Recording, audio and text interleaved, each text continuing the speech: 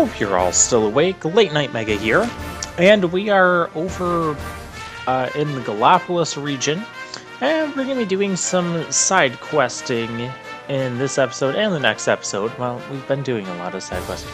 Well, let me show you the side quest we're going to do. We're going to do a little bit of Lantern today,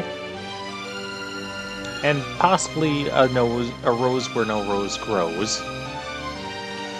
We do get a happy hat for that, but I end up finding a happy hat elsewhere.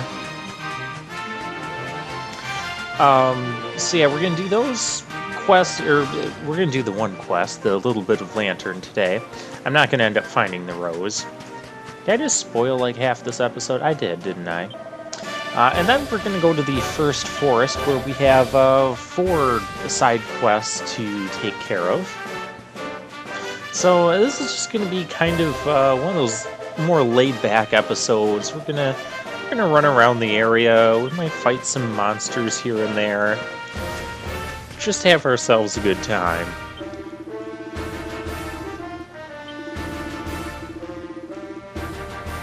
I have to wonder, isn't it like super hot to be wearing all of that armor out in the desert? I can't imagine that would be comfortable by any stretch of the imagination. Speaking of monsters, here we go.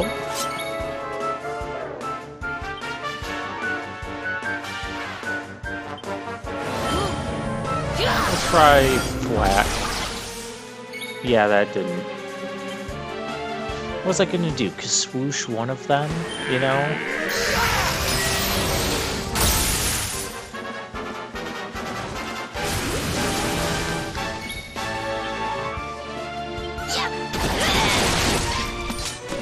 Well, that guy is definitely dead.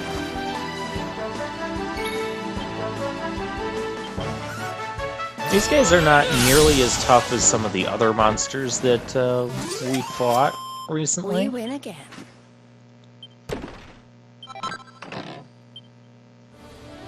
Not that I really mind.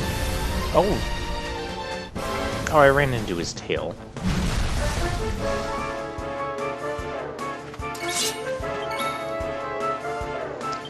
Okay. This guy, will Kazam him.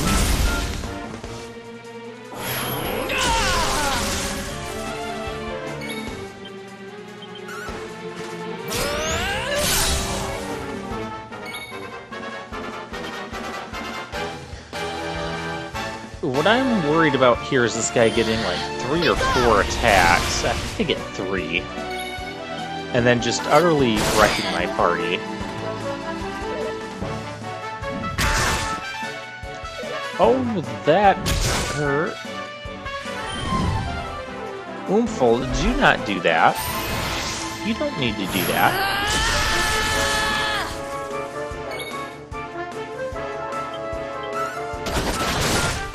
There we go.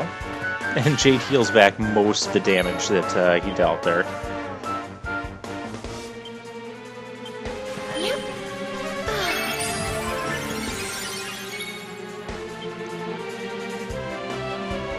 Oh hey, it's Rab's last turn being pepped up, so we may as well go for the Solar Flare here.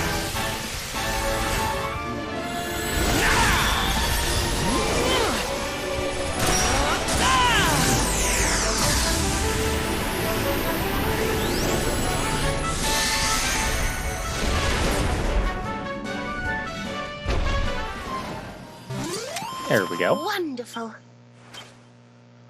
Nice chunk of experience there. Alright, I hear more of those guys. We don't need more of them. So I'm just kind of scanning around here, looking for the rose. You know, deserts are really kind of beautiful at night. Not just this one, I mean deserts in general. Nightly desert pics, they look pretty cool to me. And I get up here and I realize there could be a lot of little nooks and crannies all around the edge of this. Looking for both the piece of the lantern and the rose. I keep saying we look for the rose. I've already spoiled it. We're not finding the rose in this episode.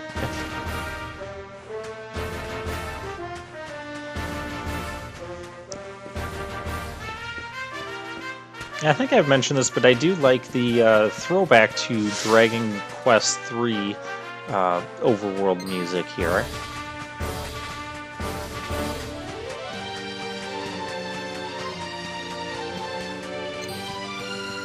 Then we go over here where tons of roses could be blooming. Oh, hey, we find a target. Surprised I didn't find that one before, but then again, I don't know if I was really looking for them around here.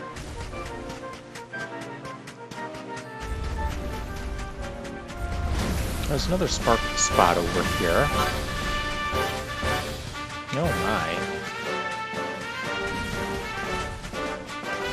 my. Another thing that I kind of forgot about in this episode was, who was it? Crystalinda told us that if we fought some dragons out in the Celestial Sands, we could get some serpent souls and she could do something with them. I don't... Did I fight it? I think I fight one dragon out here. Did we get a serpent soul from it? I actually don't remember. Yeah, we'll have to find out together. That was not favorable. So we have a malicious lost leader, and it's actually the that malicious robot, Robo-Robin. That's actually going to be the thing that causes me all kinds of trouble here. That was not impressive damage output. The thing has super high defense and pretty high HP given the damage that we're outputting on the thing.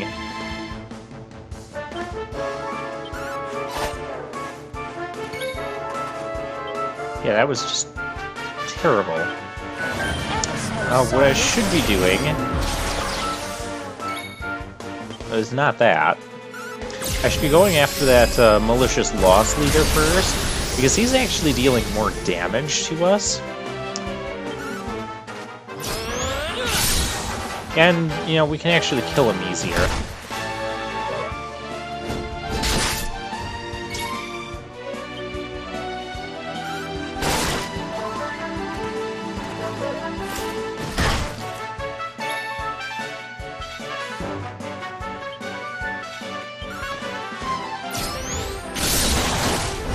There we go.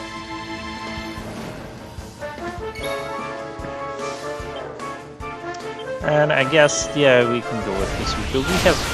There's plenty of ways to recover our HP and MP.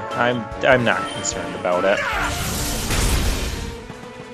We probably won't be getting into any boss battles. Maybe I should be using Jade's Harvest Moon ability.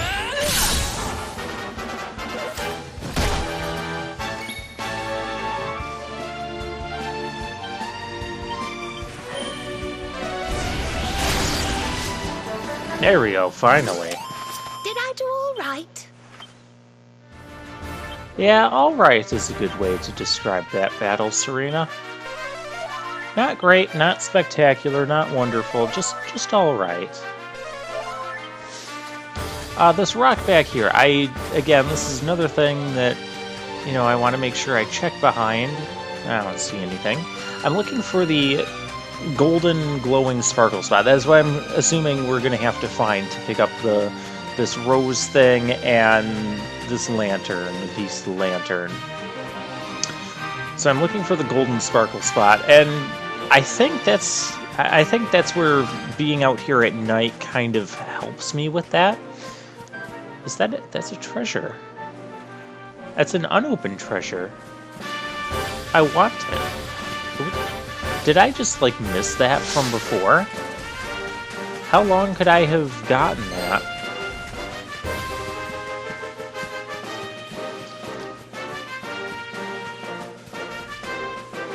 Alright, so let's see what's in this thing. A lamplight. So I probably could have gotten this, like, in Act 1, I'm guessing. And I just completely missed it. Huh. Well, there you go. Now, there's another little spot on the map. Oh, that's where we're going right now. Yeah, this little oasis thing here.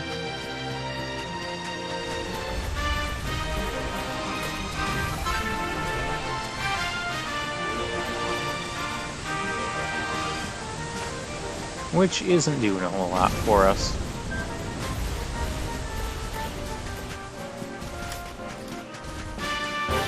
Oh, hey, where's my Crabber Dabber Doo enemies? Do they only come out during the day? They might only come out during the day.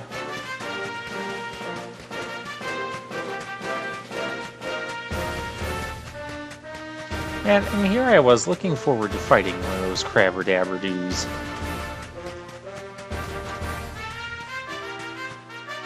What else do I have to discuss?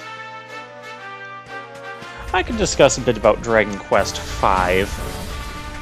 Although I haven't finished my playthrough, my off-camera playthrough of that. Well, I am enjoying the game again. The story, it has a really, really good story. Oh, here's where we fight the Spitfire. He doesn't give us any problems. Dragon Quest V has a great story. It has a lot of tragedy in it, and you get to get married. So those features are kind of neat. However, one thing that I notice with the bosses is I can feel like I get to a point where I'm just completely trampling over the normal enemies, where they're not even a challenge anymore. And so I feel like I'm over-leveled. And then I get into a boss battle, and then the boss kicks my butt. So from that perspective, I'm seeing like an imbalance in the game. And that sort of pattern is, in my opinion, kind of common with at least some of the earlier Dragon Quest entries. Even the ones that I'm more familiar with, like 3, 4, 5, 2. It's been a long time since I've played 2. I've actually only played through the entire game once, so when we go back and do that, that'll be interesting again. That'll end up being the next Dragon Quest game we play.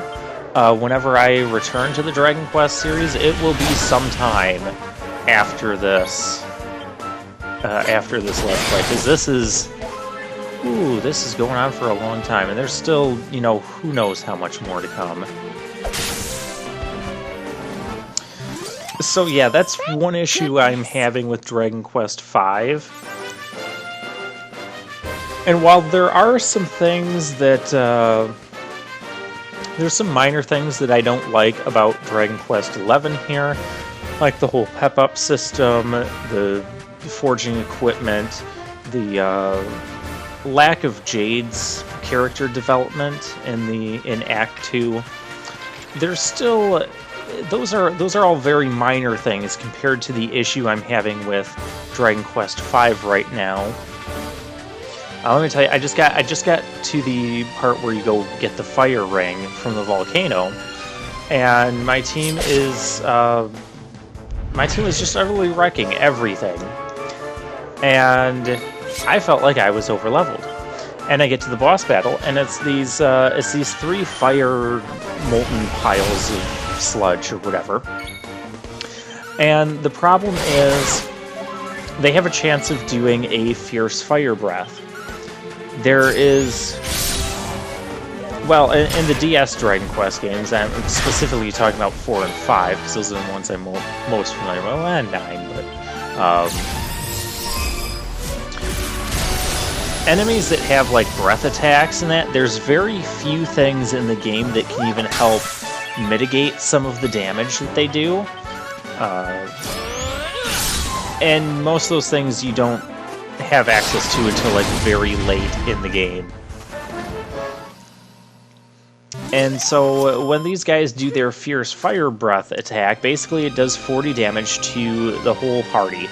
We don't have multi-healing at this point either, because again, multi-heal is like a late-game spell in the Dragon Quest series. And so my whole team is taking 40 damage, and oh, there's the golden sparkle spot. That is the piece of lantern. So we can go and return that to the guy. The rose quest that I'm not going to end up doing, I guess that was it was closer to Gallipolis in that region where I needed to explore, and not so much the Celestial Sands. At least that's my guess on it. So they do their Fierce Fire attack, and the thing is there's 3 of them. And since it's a boss battle, the bosses are kind of designed so you can't really kill them quickly. They have quite a bit of HP. And so I'm going through like turn after turn after turn, you know, just trying to kill 1 or 2 of these guys. I end up not killing any of them. And 2 of them end up doing their Fierce Fire Breath attack in a row. And so the whole party is taking like 80 damage from that. And then next turn another one does it, and it kills 3 of them. 3 or all 4 of my party members. And there's like almost nothing you can do about it. So it kind of becomes like a luck-based battle of, can you kill these guys before they do all their breath attacks and just kill your whole party? Because you can't outpace the healing from their damage when they decide to do that. And a couple of the boss battles have felt that way, but that one has been the worst offender thus far. And I do remember kind of struggling with some of the boss battles in that game, but I guess I have kind of forgotten just how badly I've struggled. Now, this guy, he talks about Erdwin's Lantern like it's still going to be the beneficial thing and not this Dark Star with Calasmos. Do keep in mind, I thought that was weird too. Do keep in mind that that's a quest we could have done in Act 2 before we knew all this Calasmos stuff.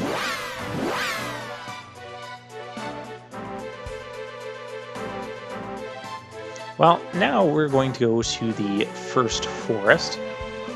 We have 4 quests that I'm going to be working on here. Planting seeds for the future. Or planting seeds for I can't even read my own handwriting. Looks like an R instead of an N. Okay. Fit as a Fiddle, where we have to find some red kale leaf. For the planting seeds for the future, what we have to do... Oh, and this one's actually going to be really convenient. Fail of Divine Dew. That was for Mistress Bev's perfect prediction. She's back in downtown Heliodor. Well, so that's one of the 4 that were done. And then Pepped Up Paladin, which Prince Ferris asked us to complete.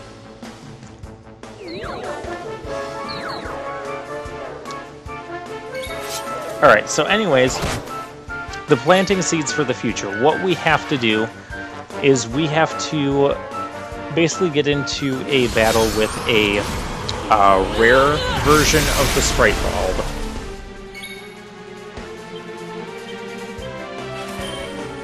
And so to do that, you just want to keep getting into battles with Sprite Bulbs until that happens. So yeah, anyways, back to my comparison between Dragon Quest V and Dragon Quest XI.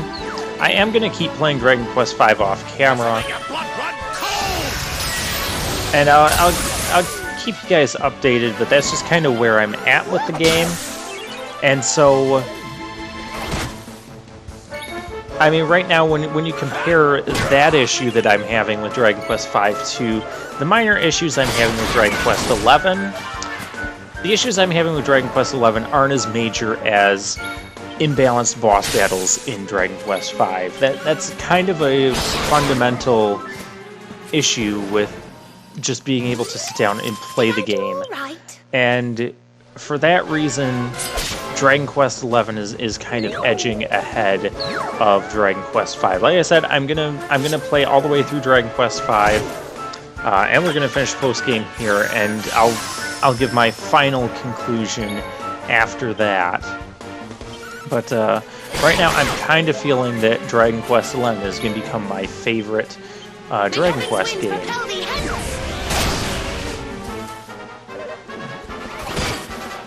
Dragon Quest XI it has so much going for it.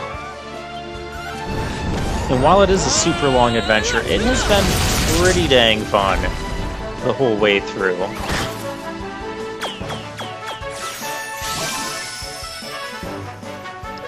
Well, that's kind of obnoxious. Another thing that I'm kind of not really liking about Dragon Quest V, what happens in that game is there's large portions of the game where you don't really have other party members besides your main character. And so what they decided to do, or what the developers decided to do for Dragon Quest V, was implement kind of a monster catching system where you can, it just happens by random chance after battle, where monsters will get back up and they will ask to join your party, and you can battle with the monsters. I'm not really a fan of this. And I realize that given some of the story events in the game, you're going to have parts of the game where you don't have other party members, and you have to rely on the monsters. You do. You have to rely on the monsters. And yes, I had a full team of my main character and 3 more monsters when I fought the whole lava guys in the volcano thing. But I'm not a fan of that system. To me, it's a little too much trying to be like Pokemon, but it's not Pokemon enough, Let Pokemon do the monster catching thing. They're the ones that do it. They did it the best, in my opinion. Dragon Quest doing that. The monsters just aren't. I mean, they're varied, but they're not varied enough,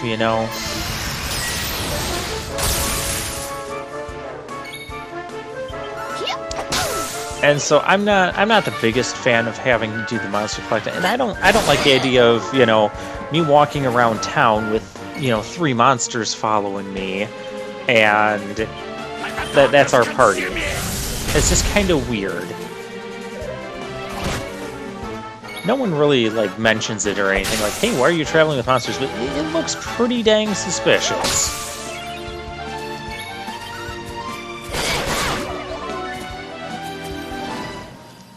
So yeah, I'd rather have actual party members. And I know, like I said, given some of the story elements of the game, you don't really get too much of that. At least not until way, way late in the game.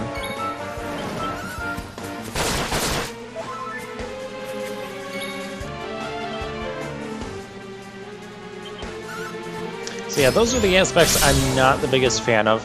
Story-wise, if I was to compare just the plot of Dragon Quest V with Dragon Quest XI,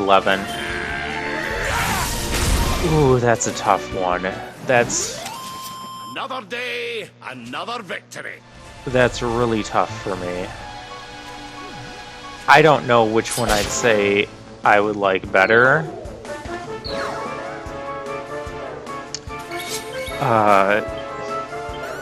Yeah, I mean, Dragon Quest V has a lot of tragic moments, a lot of heart-wrenching moments, and I do appreciate that. That's why Dragon Quest V was my favorite Dragon Quest before I, started playing this one. But the story here, the characters are very well fleshed out. Very well done. Not bad. There's just lots of dialogue, lots of personality that you get from the characters. You don't necessarily get a ton of that in Dragon Quest V.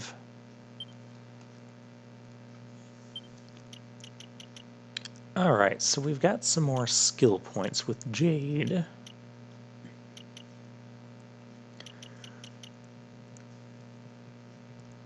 I think I just go for these other passive buffs to Charm and HP.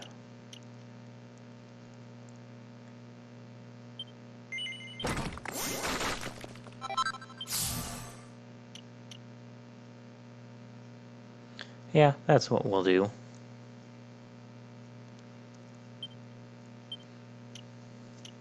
And Serena. I'm just going to wait on Serena's. Because I do want to get that, her passive buff for the hymns, making those more effective. Alright, well, I'm kind of struggling to find the rare sprite bulb, so what I'm going to do, I'm going to find it off camera, and that's where we're going to start the next episode. So I will see you guys then.